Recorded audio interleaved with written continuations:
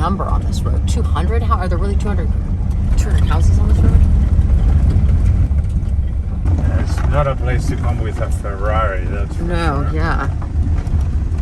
Turn around at bottom of the hill. Oh, in order to get back. Okay. Do you understand? So we're going to go to no turn, no U-turn. Streamfellows. The Streamfellows.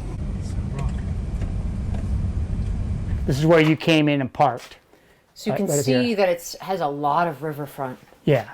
Wow.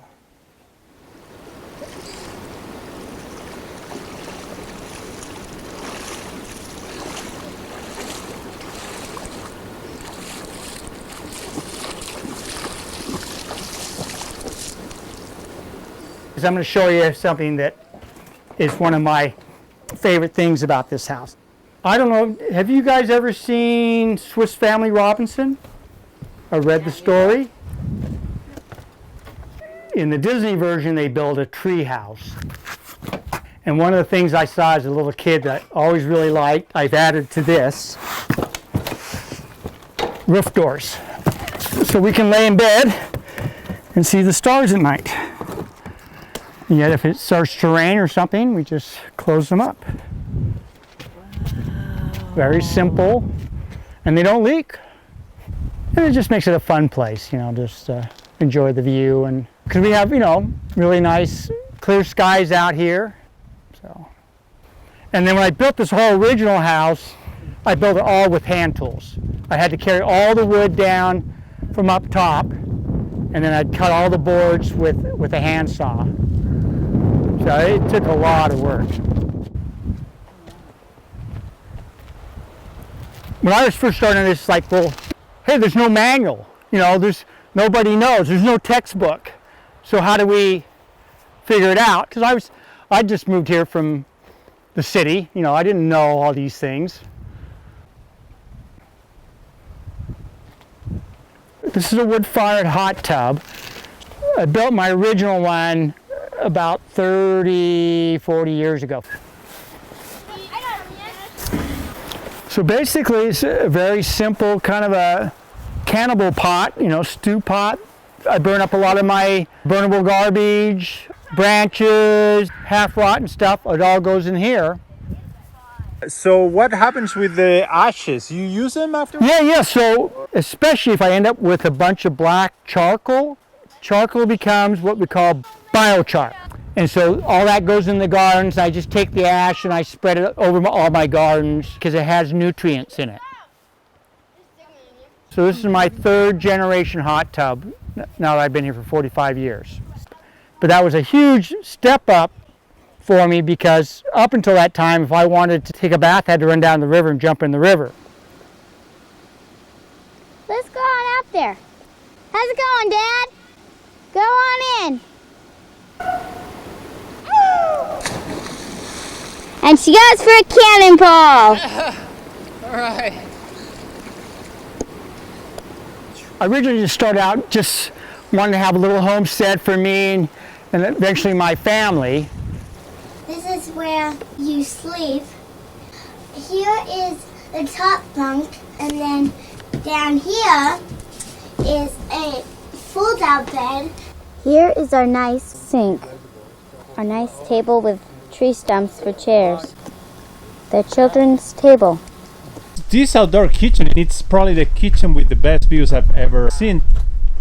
I can see you don't need a window there. Yeah, well, so this is like the second or third generation of outdoor kitchens. So I used to have it there when I lived in a tent, and then we moved it and all that. And then we built this structure about 10 years ago. And then we milled up these countertops from trees that we dropped here on the property. So all these poles, all these countertops came from trees that we cut right here on the property. So this house didn't start life right there. I moved this house here. But it wasn't this big when I first built it. So when I first built it, I built it right here because my terrace used to go out another 10 feet. And there was trees. And so I built it inside this ring of trees thinking, oh, hey, that's a cool spot. What a great view, right? But then one day I came home and one of the foundation support piers had rolled down the hill, and I realized, oh, I got to move my house. No one had ever lived here. When I got this place, I came up here my junior year in college and bought this place. So all the things you see here, I and my family and friends have built. Living here for many years without electricity, everything I tried to do, I designed around minimizing my electrical needs. So having a background in solar energy and all that, I did my first solar system right out here in 1980. After living out here for 4 or 5 years at that point with kerosene lanterns, having a little solar system that gave me 4 or 5 hours of light, that was a big improvement. My original solar panel was only 35 watts, but I paid $350 for it. So it's $10 a watt. The system I just put in, I only pay 70 cents per watt. So this is a great example of where renewable energy is contributing to de-inflation. You know, a big part of trying to survive out here is having a garden. So that has been one of my biggest efforts over the years. You don't see it now. I've got a year's supply of potatoes in the ground that I need to dig up. And today we harvested tomatoes. And last night we made dinner from one of the chickens that we raised and harvested. And then last year we also raised 2 pigs. And we ended up with about 300 pounds of butchered meat. And then I hunt for deer also. As it is right now, I'm probably only leave here maybe once or twice a month, because I have everything I need. And this is the orchard. I've got about 30 fruit trees throughout the property. And right now the apples are coming on, the peaches are just coming on. Plums are happening right now. I'm trying to get enough things growing that every month I have something producing. And here's a thornless blackberry. Eat all you want, because pretty much 90% of what we grow here we don't end up eating because we have so much abundance. A big part of what I've been trying to do out here is figure out what is edible and what I can grow here. These are kind of like basic permaculture, prepper, survivalist kind of things, because with what was here already, there was a lot of food, if you know what you're looking at, like the acorns, lots of different wild fruits and edible plants. Hey, help yourself to some grapes now. Grapes are really happening right now. Look, there's a whole bunch of them in there. I always try to keep at least a year's worth of food in storage, and then at least 3 years of firewood. To me, that's what represents wealth. Having that food, having that capability to heat my home. Over the years, I rebuilt all the roads, all the water systems, all the buildings, all the gardens.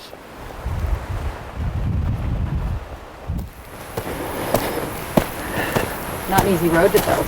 No, and I originally put it in with a pick. I did later come in with a backhoe and widen it a little bit more, but Originally with a pick, what do you mean? You picked out rock? yeah, chip. Hard work. It was, but I really learned a lot about roads, how to build them properly so that they didn't cause erosion problems. I put this road in following what's called the dip and plane of the bedrock. So I didn't really have to do a whole lot of chipping, and I basically have it chipped into bedrock so that it's very stable. But now take a look from this location. So this is an old river terrace. So that's bedrock right there. The reason I know this is an old river terrace, see this big rock here? Wow. Oh. I didn't put it there. The river did, okay? So that was been one of my biggest efforts, kind of working with this natural bedrock. This is bedrock right here, and you see, and so there's no soil here. Are you familiar with the concept of hugelkultur? Right, so this is built on the bedrock. We first lay in a bunch of rotten wood, and then other debris around it, and then filled it up with more of the plant material, like the weeds that we dug out of the garden beds. So this is like an early stage. This will eventually become a hugelkultur bed. So this gives me a place to put all my leftover debris from gardening, and then eventually we'll make some garden beds around it, and then eventually put a layer of soil on top. And then once you've got it established for a while, it just gets more and more productive, because now instead of your nutrients leaching down through the subsoils, they cling to the mycorrhiza and the rotting wood in there, because it has so much surface area, and so it actually keeps the soil more productive. And then because the soils are so rich and pliable now, we don't have to really plow. So we don't do any tilling. We just come in and we pull a few weeds out and then plant into that. It was really obvious the first year that it made a huge difference in how much water we had to use. All the water coming up here is being pumped from the river? Yes. This place is all about the river. Look at that river. You know what's going on in the West right now. How many rivers, do you see free flowing like that? So.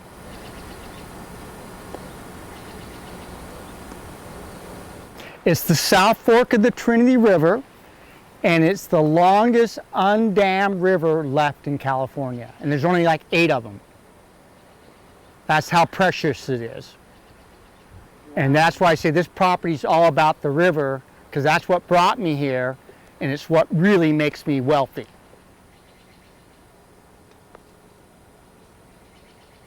Today's date is August 2nd, 1992. And we'd like to share with you the source of our water for our home here today. And if you look right behind me, you'll see the South Fork of the Trinity River, which is about 70 feet below where I'm standing right now. Here we are at the pump down by the river, and when the power is turned on to come down to here, this little electric motor kicks in with the pump on the front, and this is the kind of pressure we get. You shooting the water?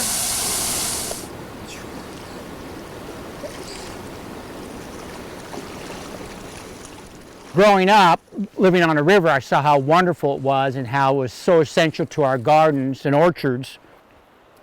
I knew that if I was going to do a homesteading, I had to have water. That was the critical thing. So when I sit down with a realtor to look for property back then, I said, hey, my number one thing was it's got to have some kind of water source on it. So come on down here. Water lines all over the place. If you look down there to the river, you might be able to see there's like a white tube down there. Yeah. So that's just a standard deep well pump, and the water line pushes up the hill. Down here in the water is the intake screen with a check valve. Put it out here in the flow where there's not so much moss and the water's cleaner. In my early years, I didn't have a pump. I didn't have electricity, didn't have any money. So I would put a 5-gallon jug on my back on a backpack, walk down to the river, fill it up, and hike back up. Here is our nice place to get water out of. And I lived like that for at least 2 years. But then I wanted to get a garden going, so I finally figured out I could get a gravity flow going from a creek, and so that would give me water, but then it would dry up right when the garden was really finally happening. In the interim, I didn't want to have to carry up water in the summertime, so I built a pedal-powered pump. So that was a big improvement, but I tried gardening with that, and it became a net energy loss.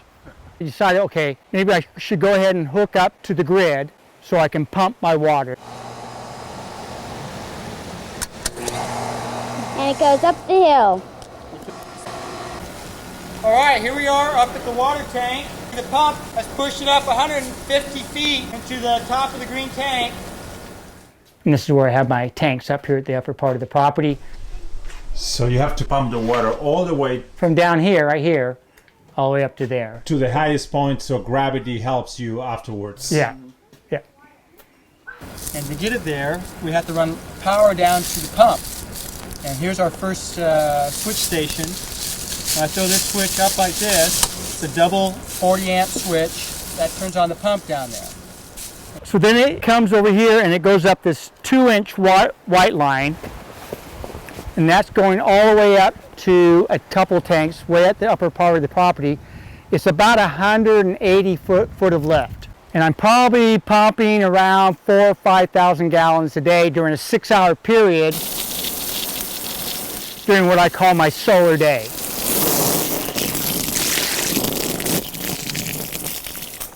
Because I'm trying to do all the pumping during the day, and then I do all my watering during the day. Because I have less tank capacity than I can pump water. Oh, wow. That's so fun. Yeah. Yay!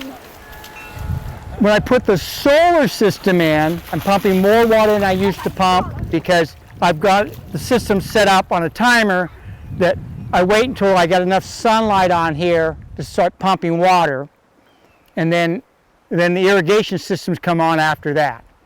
So this was a huge improvement. So in fact, while the grid was down a couple days ago because of the fire, I was pumping all my water just using solar. I was still able to keep pumping while everybody else didn't have water to pump from their wells and stuff. And it's part of why I can live on so little money out here is because I'm paying very little for electricity. You're a little farther each time. And one of the big investments I made several years ago is I put everything on drip and micro irrigators and timers. Everything's on these kind of standard irrigation timers.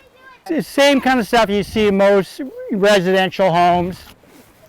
These are the substation valves. They're set up to go on at certain times. And so one of the things that's been kind of challenging is finding drips and micro irrigators that don't require a lot of maintenance. So I've tried a bunch of different things. So this particular bed, I just drilled little holes. And I find that's been my most reliable option. But what's nice about that is if they do get plugged up, I can just take a nail or something and bring it back out. I've now decided that I'm going to go to a system like this, sorta. So these are like little emitters, and they're like a little sprinkler that comes out. And the bar that goes in there kind of keeps the hole open. So my next step, I'm just going to buy little probes you poke in there. That keeps the plastic from puckering back up and should keep the line open. And the reason I do this instead of a regular drip line is drip lines, once they plug up, you can't clean them out very well. And then the other part that's really important to the maintenance is periodically coming to the end and opening this up and flushing out any sediment that might have gotten in there. So I do get plugged up from sediment and from a little bit of algae from the river. There's like a dozen different options. This is like a little emitter, and it's just basically got a thing like that pokes into the hole. And then these are what they call pressure compensating. They only open up during a certain amount of pressure. But the advantage is, once I dial it in, is I get really good water distribution on my lines. So. And then I'm working more and more, I'm trying to grow perennials, right? So this is Jerusalem artichoke. So once you put in Jerusalem artichoke, you'll have it for the rest of your life. And then over there I have an asparagus bed I've had for like, I don't know, 12 years. For the last 12 years, between March and June, I eat asparagus for dinner every other night. So you really start to learn after a while, it's like, hey, the more things I can grow perennially, and the fruit trees are on that category, I get so much more food for the square footage and time. So this fig has an interesting story. So I told you a story how I was trying to survive up here with very little money. And in my foraging trip, I went over to the old homestead over there. and I found the old log cabin that the homesteaders lived in, and I found 4 huge, must be 100-year-old fig trees. And so for my first 2 years here, in the fall, I ate, probably 20 pounds of fig. But it really helped me to survive. And so then one year, I dug one of them up and planted it here. So this tree is about 45 years old.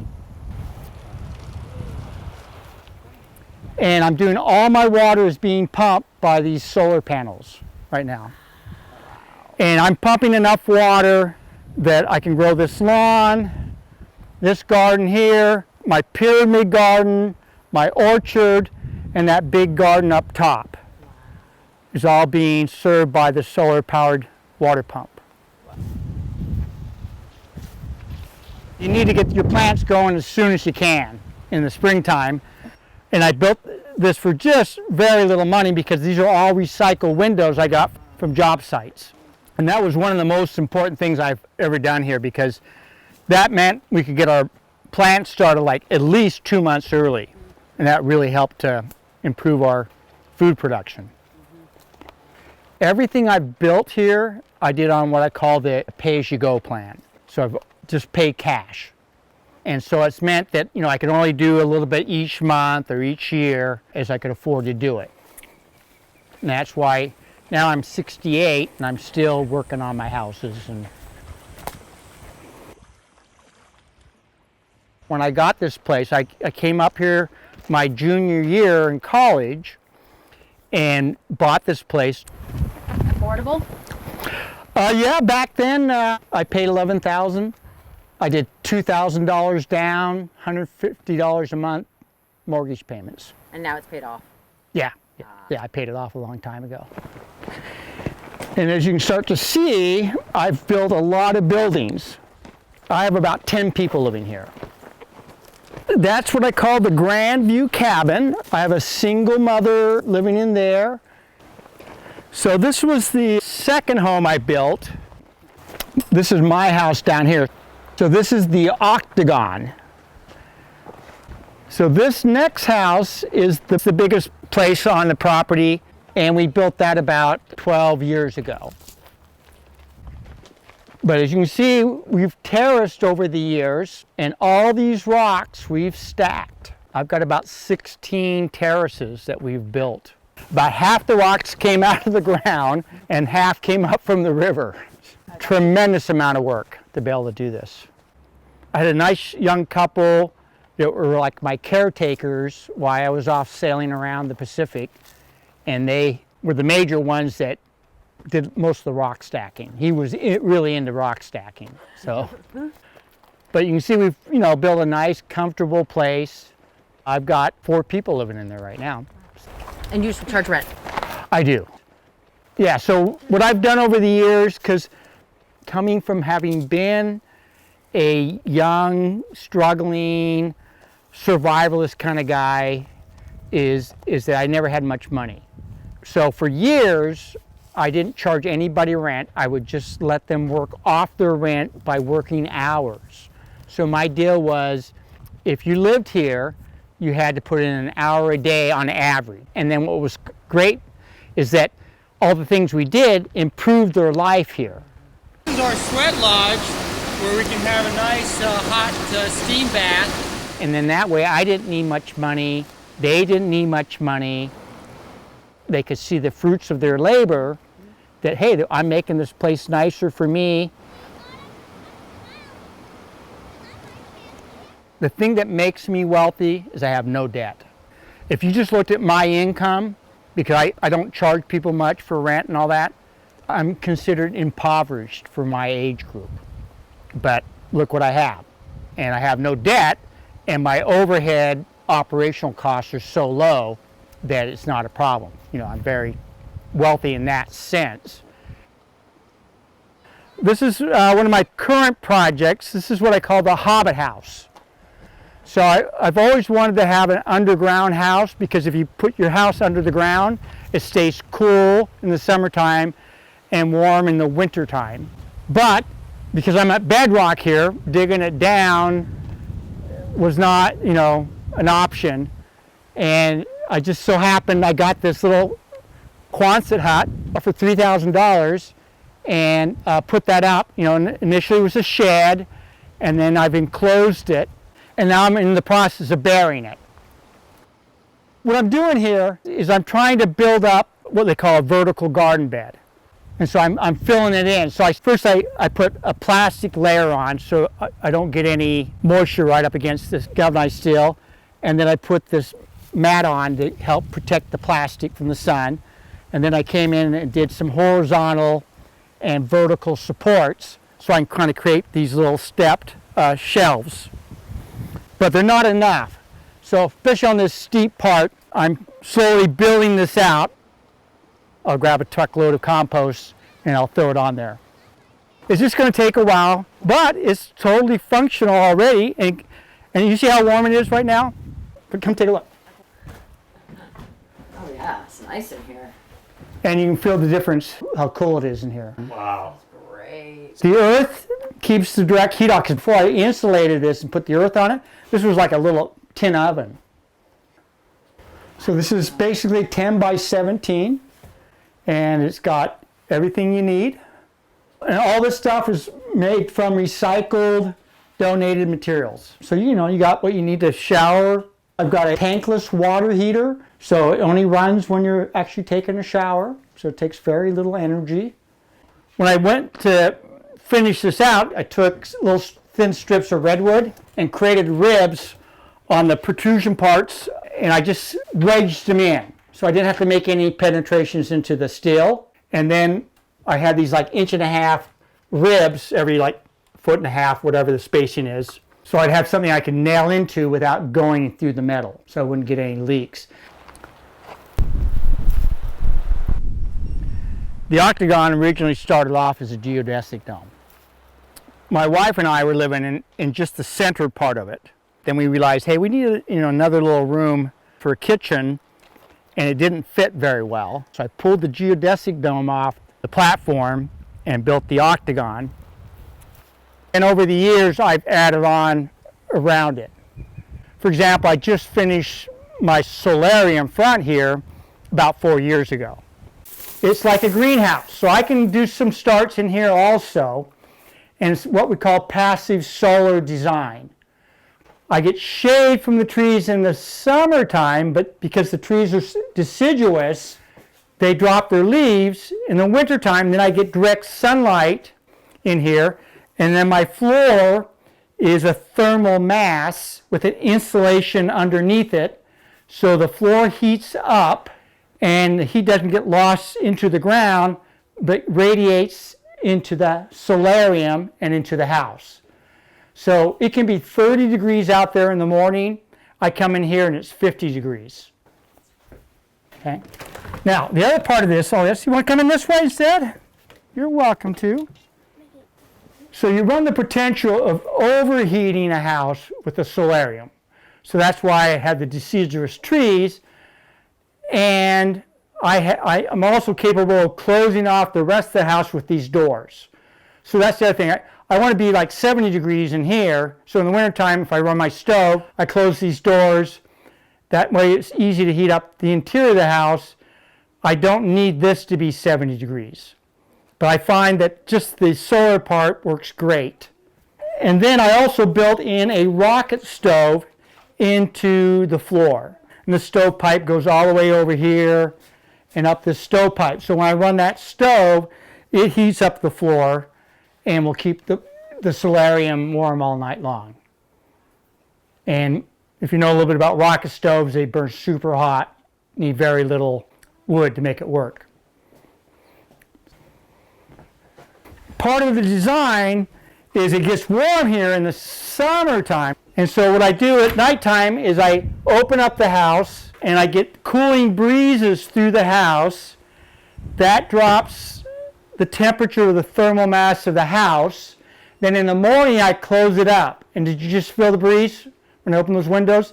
So if you look at this, the whole house is designed for cross-flow ventilation.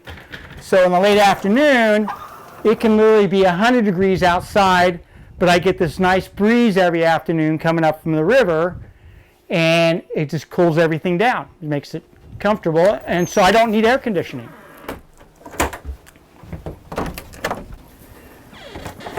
Oh wow, it's a circular house. Yeah, so it just flows through.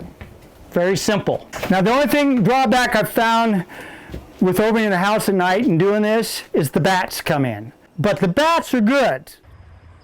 Bats are my indicator species of the health of this piece of property. And I like the bats because they eat about 1,000 insects a night. And I have no problem with mosquitoes here, even though I'm on the river. That's how valuable the bats are. Yeah, and the reason I went with the Octagon was I had this fascination with teepees, geodesic domes, and yurts. And so this was kind of like a compromise on all of them. For many years, I lived just in this section and that up there with my wife and 2 daughters. Okay? So this was, you know, my version of a tiny house. But this is our sleeping quarters up here.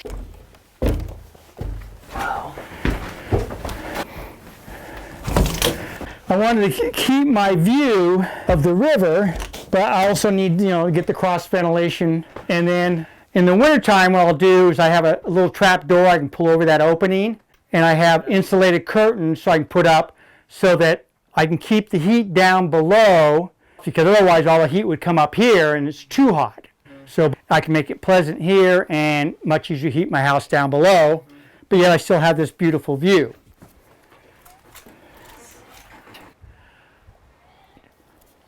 This is a composting privy. After my water system, this is probably the most important building and system here. Flushing it down a toilet is one of the poorest use of potable water you could possibly have. The nutrients in your pee and poop are incredible. So this was actually the first building I built. Because even when I was living in a tent, by then I already knew that the value of human manure was so great, I wanted to try and get it back into my garden. Theoretically, if you recycle all your food waste and your human waste back into your garden from which you feed yourself, you could have what's called a closed system of keeping your soil and everything productive and growing a lot of your own food. All right, so what we're looking at here is a composting toilet system. It was a design I got from a group about 45 years ago. The critical thing to understand about this system is it encourages aerobic bacteria, not anaerobic bacteria.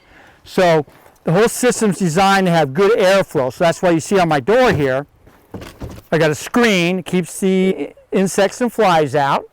So the air comes in and travels across the composting beds. This is the first stage of decomposition. So this is my active pile side. And then it goes up a vent. So the whole idea is to keep the air flowing.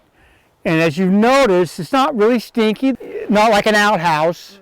And because outhouses become what we call septic, which encourages anaerobic bacteria, they emit a sulfuric scent from the anaerobic. That's what they respirate, and that's what stinks. So we try to get the compost to cure, so to speak, so it kills any pathogens. So what happens is, this is my active side for about a year. Every time you poop, you put a little half scoop of some kind of carbon in there. So this is last year's pile that was here. So you can see already it's really broken down quite a bit. I will empty this out and I'll put it in my garden beds. So I'm building my soils up. And as I've been pointing out all day today, I have lots of garden beds that basically I'm building my soil because I don't have any soil on them. Only once a year do I have to take a few moments, I empty that, and then I take the fresh pile and I flip it up over this little half wall here. Okay. Whole thing maybe takes me an hour, once a year. So simple. No stink. And this thing's been in place for 40 years. I don't have to call for somebody to pump out my septic tank. I don't have to be putting fresh water down a toilet. And you're using it. So waste is fertilizer, right? It Like is. For your plants. And people have been using human waste as fertilizer for 40 centuries. In the old days, a farmer would come around and collect it, right? Because it was that valuable. All right, so let's go inside. So it's a very simple box system I built. And then I have 2 buckets going down to the chamber, okay? And I can pull this bucket out once in a while and wash it down, you know, just like you end up cleaning your toilet once in a while. And yet I got it all sealed so flies can't get in there. So air is coming in down through that door, comes up here, goes up this vent and out. And that's why there's no smell. We've gotten good airflow. And then this is all stuff I just gather up on the forest floor around here.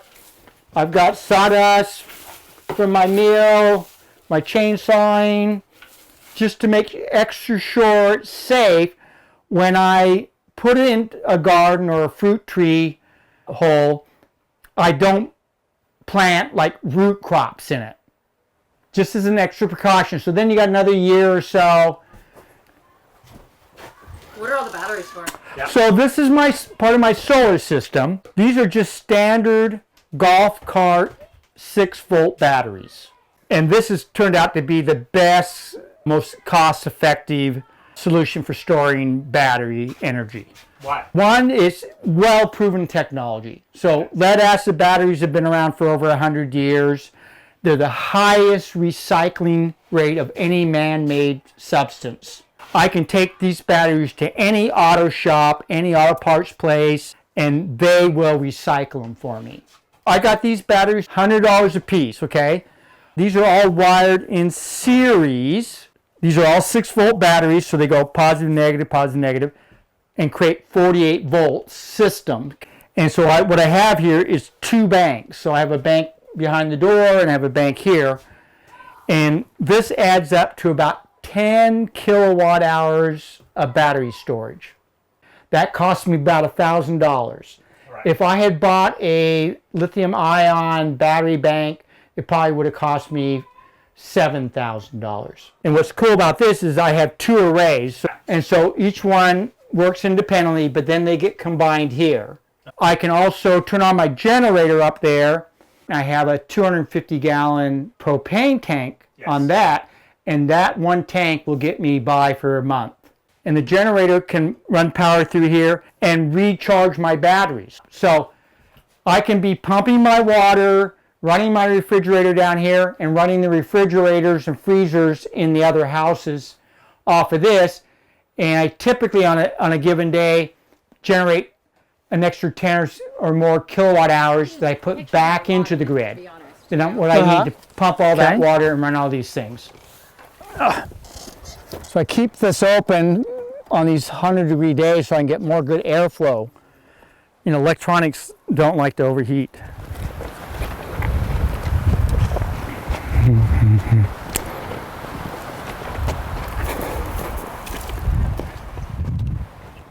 We found that. Do you know what that is? I'm not 100% sure which species is, but it looks like it has some what we call par marks. So it could be a salmonid, but look at his face. I think it's a baby sucker. And one of the tragedies about this river is that the river's dying. So this is a tributary to the Trinity, and because there's a big dam on the Trinity, it takes a lot of the water out of the system. So it has impacted our fisheries because of that water withdrawal. Plus, when they built the dam, it cut off like over 100 miles of available habitat for the salmon to go up and spawn. Those things have kind of contributed to the demise of our fisheries. Oh, you know what? This might be a little pollywog even. Yeah, look, it's got legs. That's what it is. Yeah, That's a little pollywog, yeah. Yeah, you want to try it? Do you know how to do it? Well, you just pull it up and sit on it.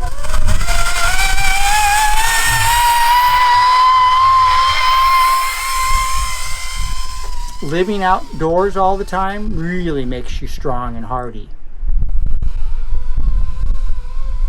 Left here at age 34, 35 and went and joined the Army, and I was in far better shape than the vast majority of those guys because I run up and down a hill and I work in the woods and I garden and chop wood, and this kind of lifestyle really makes you healthy. And you're going to find the water's very warm. It's about 75 degrees. Oh. Great for us swimmers, terrible for the salmon and steelhead.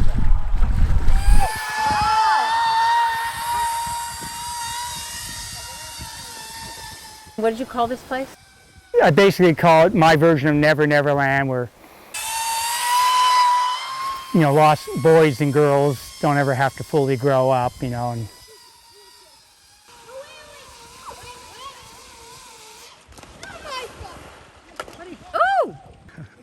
Ah, it's nice. It gets deep there, doesn't it? So the last part of the story is, take a look at this ground.